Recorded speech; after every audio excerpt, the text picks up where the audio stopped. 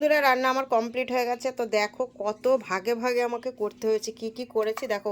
পদ বেশি কিছু না, এটা হচ্ছে রাইস, দেখতেই পাচ্ছ মিক্স ফ্রাইড রাইস করেছি। যেহেতু আমার ছেলে আবার মিক্স করলে খেতে চায় না, ছেলের জন্য সাদা ভাত রেখে দিয়েছি।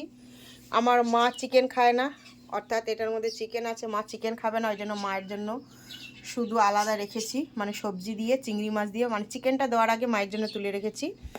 এটা বাবার জন্য, এগুলো পার্সেল হবে। বাবার জন্য চিলি চিকেন, আর মা আবার চিকেন খায় না, মায়ের জন্য একটা হাঁসের ডিম কষা করেছি। বুঝতেই পারছো কত ঝামেলা। আর আমাদের চিলি চিকেন, এই যে চিলি চিকেন আর এই যে রাইস, এখানে আছে চাটনি, এখানে আছে পাঁপড়।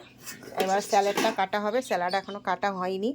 তো যেহেতু মা আর বাবা খাবে, টাইম হয়ে এসছে, তো এইগুলো আগে আমি যেহেতু রেডি করে দিলাম, মেয়ে দিতে যাবে মাকে আর বাবাকে দিয়ে এসে স্যালাডটা আমরা কাটবো, কারণ আমাদের তো খেতে এখনও একটু বেশ দেরি আছে, 2টো নাগাদ খাবো।